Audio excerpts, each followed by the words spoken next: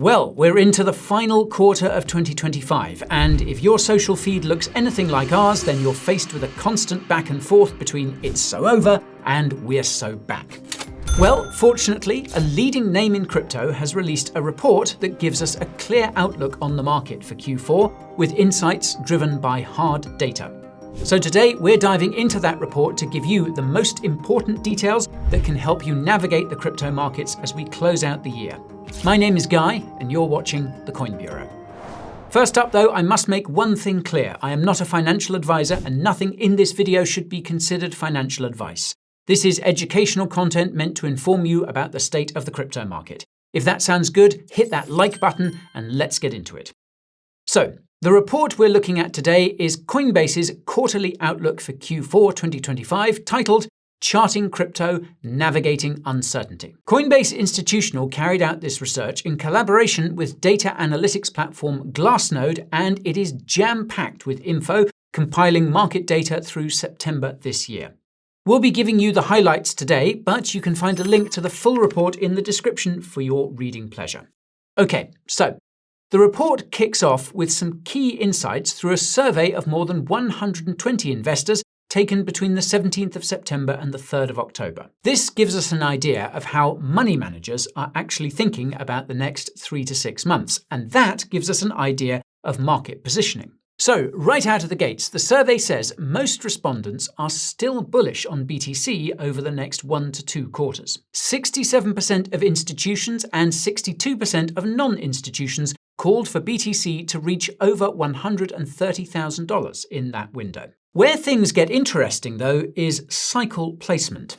Nearly half of institutions, 45%, say we're already in a late-stage bull market, while just over a quarter, 27%, of non-institutions agree. So that tells you the pros are by and large optimistic, but they've also likely taken more risk off the table than retail and independents. Needless to say, that tracks with how these groups usually behave around market cycles. So the respondents were optimistic, but what was everyone's number one tail risk?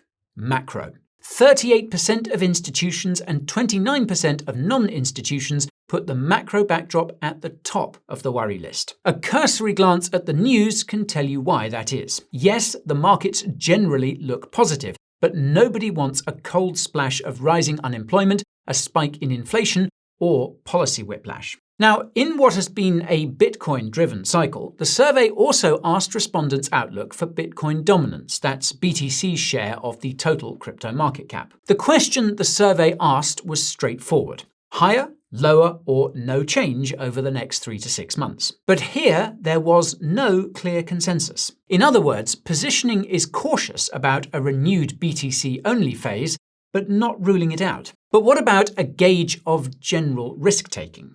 Well, positioning appears to be mostly normal relative to benchmarks. That's basically survey speak for not running 10x leverage, but not hiding in cash either. And this makes sense if they think the market is good, but macro's still on their mind. That also aligns neatly with how the report flames the quarter more generally: constructive, but mindful after the 10th of October flush, which they flagged. Then there's the ETF question, and that's where we see some structural change in the market. Asked what impact potential single-name spot ETF approvals could have on prices, respondents skewed positive, with only a small chunk in the significantly positive camp. So the key point here is sentiment around ETFs. They're recognized as bullish, but they're now viewed more like baseline infrastructure rather than a majorly impactful catalyst. And lastly, we'll mention one more qualitative read the survey provided on perceptions around crowded trades. Respondents flagged trades they considered over-owned, with digital asset treasuries and SOL at the top of the list. Now, often, crowded trades are also good trades, but the implication here is to be mindful of consensus hotspots if you were somewhat late to a narrative. Crowding isn't an automatic short, but it makes entries and risk management matter more. So, bringing this all together, it appears market participants are leaning bullish on BTC, undecided on the rest, divided on where we're at in the cycle, and most are rather macro-sensitive. None of this guarantees an outcome, but it gives you a realistic sense of how the market is positioned. And if you want to position yourself to maximize returns in that market, then you have to check out the Coin Bureau deals page. That's where you'll find sign-up bonuses of up to $100,000, trading fee discounts of up to 50%, and deposit cashbacks of up to 75% on the best crypto exchanges. To get these goodies, all you need to do is hit the link in the description or scan this QR code. Once you get on the deals page, find a deal that suits you and click one of the Sign Up Now buttons. These deals won't be around forever though, so take advantage of them while you can using the link in the description below or the QR code on screen. Now, the next part of the report focuses on something really important: key trends developing in Q4 this year. Primarily, the report looks at 3 areas that should have your attention: digital asset treasuries, or DATs, growth in the real-world asset sector, or RWAs, and prediction markets breaking out of their niche. Let's first look at those digital asset treasuries. These are public companies, asset managers, and dedicated treasury vehicles accumulating crypto as a treasury or product strategy. The report's charts show that BTC-focused DATs now hold roughly 3.5% of circulating BTC, ETH-focused DATs hold about 3.2% of ETH, and SOL-focused DATs over 2% of SOL. Just note that these figures continue to rise almost daily, and exact figures vary depending on your source. Now, the report also shows that more than 40 BTC DATs that disclosed their entry levels collectively hold nearly 800,000 BTC, and the price sits above their reported average cost basis. That means many are running positive P&L on paper, but there is nuance. DAT stock premiums to net asset value, or MNAV, softened into late Q3. That means the idea of buying DAT stocks instead of the underlying asset has cooled. Nevertheless, the report still expects DATs to remain a big demand source in Q4. That's a polite way of saying the accumulation show likely continues even if DAT stocks take a hit. Next, we have RWAs. A quick glance at a chart of the total RWA market, and you'll see a near vertical trend dominated by tokenized private credit and US Treasury bills, with commodities, stocks, and other instruments layered underneath. So, what's the takeaway here? Well, this shows us that TradFi capital is not so slowly and very surely coming on-chain. The merge of TradFi and crypto continues as the total RWA market recently touched $30 billion. In terms of practical impact for users, the growth in tokenized US Treasuries means there's sufficient liquidity of native dollars on-chain that earn at a risk-free rate. For builders, that means they can rely on predictable cash flows from their project treasuries. That's something crypto users and builders didn't quite have in prior cycles. Finally, Coinbase highlighted prediction markets. Polymarket's weekly volume and TVL ripped higher this year, with spikes around real-world events and a higher floor between them. Beyond the headlines, this indicates something deeper about product-market fit. Crypto UX has become good enough for mainstream curiosity to become repeat behavior. Simply put, prediction markets might be the most successful product coming out of crypto since stablecoins. So, those are the key emerging trends on Coinbase's radar for Q4. Probably worthwhile making a note of them as you plan your next move. But what do you think? Did they miss any big ones? If so, feel free to let us know in the comments down below.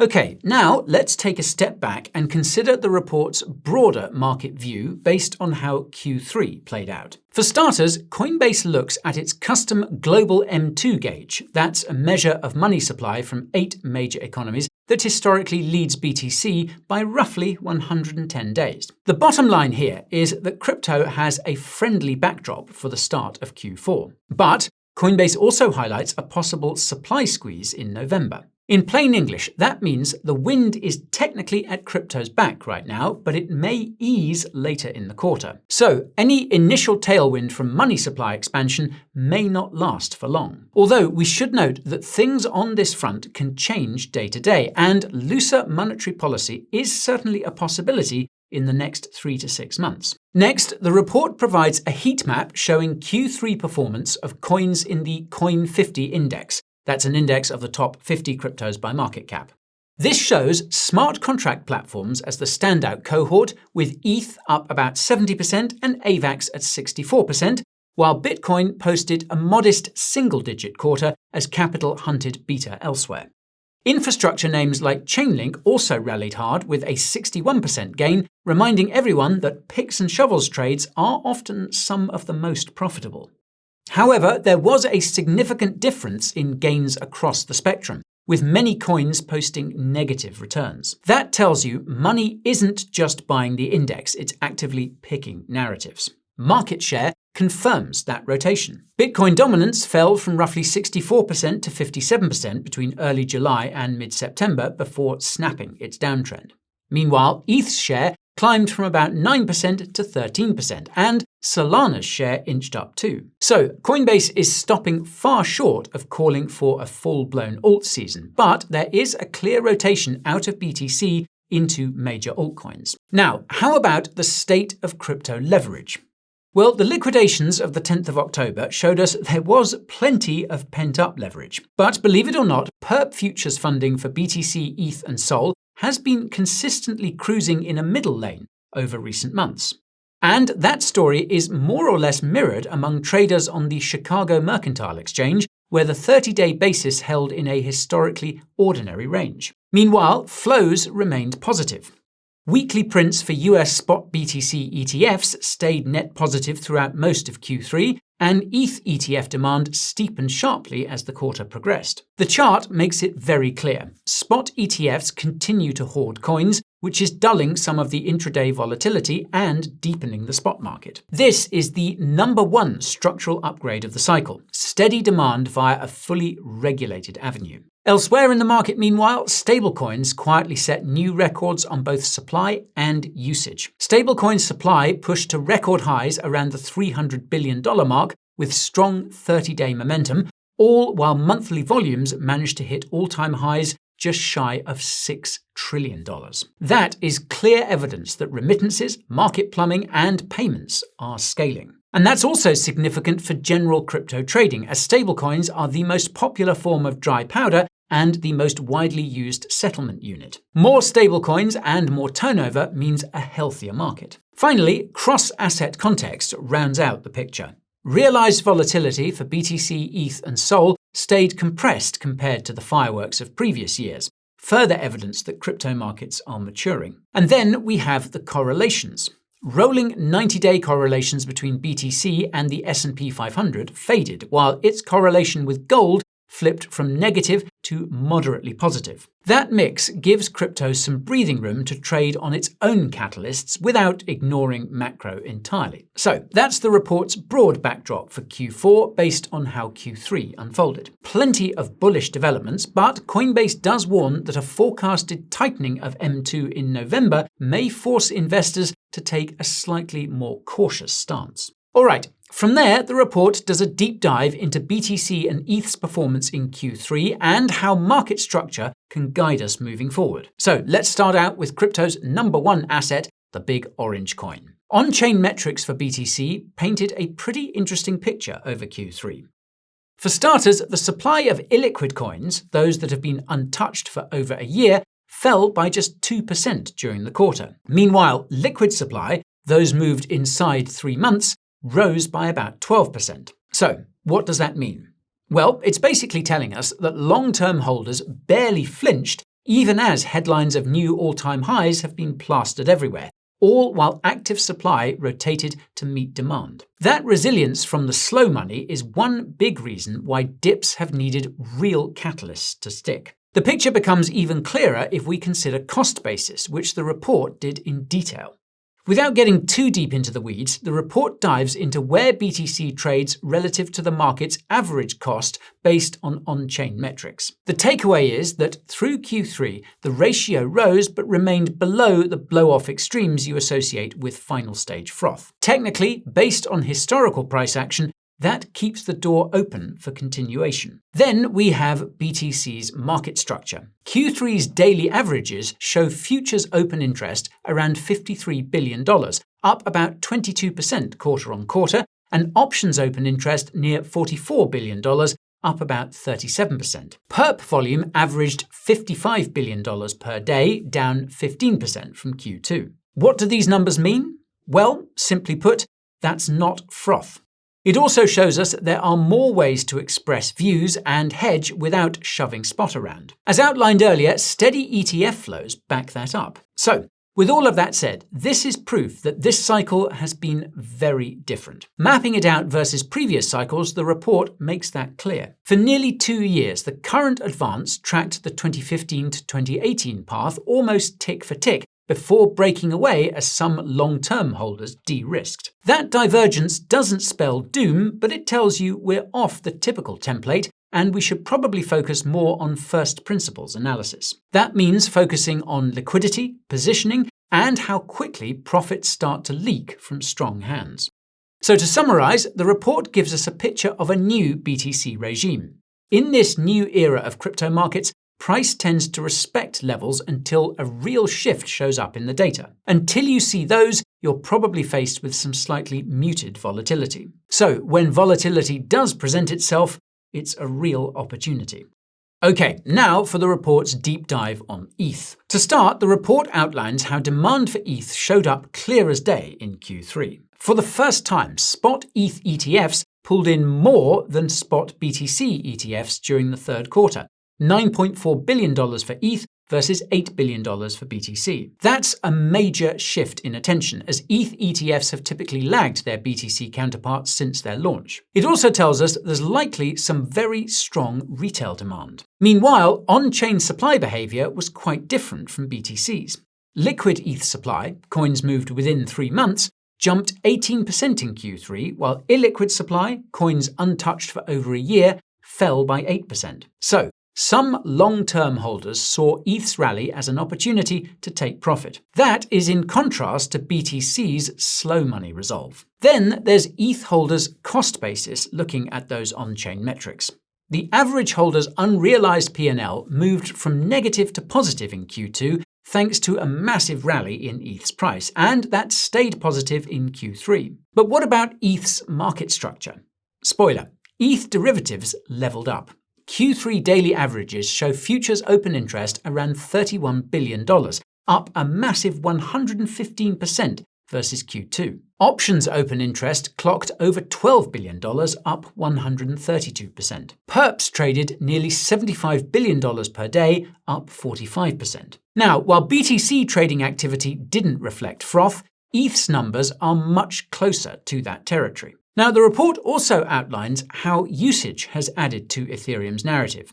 ETH and Ethereum Layer 2 transactions hit fresh highs, while monthly user fees fell to a 2-year low. Although it raised questions about Ethereum's economics, that's a great combination for users. More capacity at lower cost. It also explains why Layer 2 ecosystems like Arbitrum, Base, and Optimism kept onboarding users and apps without fee spikes scaring them off. But transactions weren't the only thing painting a pretty picture for ETH. Staking kept tightening the tradable supply. The total amount of ETH staked continued its steady climb through Q3. A rising staked share means fewer coins competing on the open market, which smooths sell pressure and encourages more hodling-type behavior, if you will. Meanwhile, Ethereum DeFi's footprint continues to grow. The USD value of total value locked, or TVL, across protocols trended higher as crypto prices rose. However, it's important to note that ETH-denominated TVL continues a downtrend after peaking in April this year. That indicates that Ethereum DeFi is benefiting from rising prices, but it raises some questions about what's going on behind the dollar signs on your watch list. Finally, as it did with BTC, the report compares ETH's performance versus previous cycles. ETH's path since the 2022 low initially tracked the 2018 to 2022 arc before diverging as price stalled and then slid. That reset led to some over-enthusiastic shorts that got squeezed hard back in May this year, and Q3 built on that move as both DATs and retail added longs into momentum. That should be a reminder to everyone that ETH's regime can flip without asking BTC for permission to be bullish. So what actually matters for ETH from here? Well, for bulls, the main things to look out for are continued accumulation flows from DATs and ETFs, chain activity remaining elevated, and ideally a continued uptrend in staked ETH. If those stay supportive, the path of least resistance remains higher, even if there's noise day to day. So, those are the key takeaways from Coinbase's Q4 outlook. They're cautiously optimistic, but are you? Let us know in the comments below how you think Q4 plays out. If you're not as optimistic as Coinbase and want to learn more about how to prepare for a bear market, then you can check out our video on that right over here.